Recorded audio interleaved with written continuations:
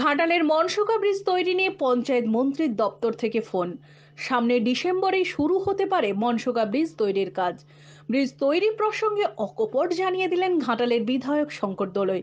তিনি বলেন, স্বয়ং পঞ্চায়েত দপ্তরের জয়েন্ট সেক্রেটারি ফোন মারফত সেই কথা জানিয়েছেন। ব্রিজ তৈরির অনুমোদনের চিঠিও নাকি পৌঁছে গিয়েছে জেলার পঞ্চায়েত ও রুরাল ডেভেলপমেন্ট বিভাগে। চলতি সপ্তাহে ব্রিজের টেন্ডার প্রক্রিয়া সম্পূর্ণ হবে। আর 4 দিনের মধ্যে ব্রিজের টেন্ডার হবে এবং সে ব্রিজও নিজে সুব্রত মুখার্জি এটাও জানিয়েছেন। সুব্রতবাবু আমাকে ফোন নিজে আবেগ তাড়িত হয়ে বলছে, ভাই আজকে তোমার একটা আশা পূর্ণ করলাম, একবারে পরিপূর্ণতা পেল। প্রসঙ্গত বলে রাখি, মনসুকার ঝুমি নদীর ওপর ব্রিজ তৈরির জল্পনা কিন্তু আজকের নয়, কয়েক দশক জুড়ে চলছে তার ঘোষণা।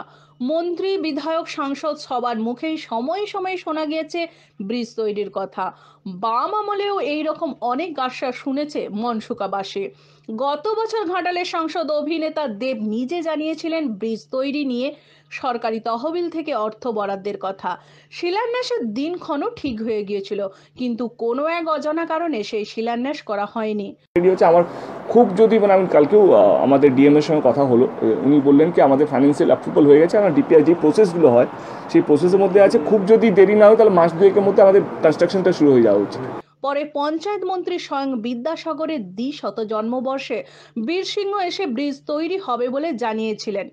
বিধায়ক শঙ্কর দলুই সহ মন্ত্রী নিজে সেদিন মোটর বাইকে করে মনসুকা পরিদর্শনও করেছিলেন, কিন্তু তারপর ব্রিজ নিয়ে আর কোনো তৎপরতা দেখতে পায়নি মনসুকাবাসী। এখানকার স্থানীয় এমএলএ, তার কাছ থেকে আমি বহুবার এটা শুনেছি, কারণ এটা একটা বড় স্কুল রয়েছে ওপারে, আর এটা দুটো প্রায় জেলারই সংযোগ স্থল। সুতরাং ঠিক ট্র্যাডিশনাল ব্রিজ বলতে যা বোঝায় তা নয়, এটার প্রয়োজনীয়তা অনেক বেশি। আমি ওই জন্য একটা মোটর বাইকে করেও এলাম, শুধু এটা উপলব্ধি করার জন্য যে কতটা শক্ত এটা চলাচল করা। আমি আর অনেক গভীর জলটা, তলাটা, সুতরাং কোনো অ্যাক্সিডেন্ট হলে সে নিখোঁজ হয়ে যাওয়ার সম্ভাবনা এরকম জায়গায়। আর বর্ষাকালে তো বুঝতেই পারছি, অনুমান করতে পারছি যে কী ভয়াবহ হতে পারে। তো আমি আমার তরফে চেষ্টা করব, কিন্তু এই নিয়ে মনসুকার অনেকের মধ্যেই একটা নিরাশা কাজ করেছে বলে জানা গেছে। এলাকার মানুষজনের কথায় বর্ষার সময় দুই পারের হাজার হাজার মানুষের পারাপারের একমাত্র ভরসা নৌকা। জীবনের ঝুঁকি নিয়েই পার হতে হয় পড়ুয়া থেকে শুরু করে হাজার হাজার মানুষকে। মনসুকার এই ঝুমি নদীর নৌকা বা বাঁশের পুলের মারফত সরাসরি হুগলির মানুষের যাতায়াতের যোগসূত্র তৈরি হয়েছে। এখান দিয়ে ঘাটাল ও হুগলি, আরামবাগ, খানাকুল এলাকার মানুষজন সর্বদাই যাতায়াত করেন। তাই এখানে ব্রিজ তৈরির দিকে তাকিয়ে বহু জনগণ। ব্রিজ তৈরি নিয়ে বিধায়ক কি জানিয়েছেন দেখাবো আপনাদের। ঘাটাল থেকে মনসারাম করের রিপোর্ট, ক্যামেরায় কুমারের স্নানক, আমি মৌসুমী মুখোপাধ্যায়, স্থানীয় সংবাদ, ঘাটাল। পঞ্চায়েত মন্ত্রী মাননীয় সুব্রত মুখার্জি আমার অত্যন্ত পিতৃতুল্য। তাকে আমি ভাবিয়েছিলাম এবং তাকে আমি নিয়ে গেছিলাম। এই মুহূর্তে মানুষের চাহিদাটা যেমন প্রকট, আবার সেই সঙ্গে অতি শুভ সংবাদ আমি আজকে দিই যে আমাকে 3 দিন আগে মাননীয় পঞ্চায়েত মন্ত্রী, তার জয়েন্ট সেক্রেটারি, যিনি এটা দেখছেন স্পেশালি, আমাদের শেষ একটা আটকে ছিল, সেটা হচ্ছে এটা RIDF, যেহেতু PNRD দপ্তর থেকে হচ্ছে এবং অত্যন্ত আধুনিক ব্রিজ হবে, এবং সেটা বোম্বের অফিসে, নাবার অফিসে আটকে ছিল, সেখান থেকে তিনি হাত লাগিয়েছিলেন এবং আমাদের অন্যান্য অফিসাররা হাত লাগিয়েছিলেন। আমাদের শুক্রবার অলরেডি তার চিঠি চলে এসেছে এবং সেই চিঠির সঙ্গে সঙ্গে জেলার PNRDতে জানিয়ে দেওয়া হয়েছে এবং অলরেডি ব্রিজ স্যাংশন হয়ে গেছে।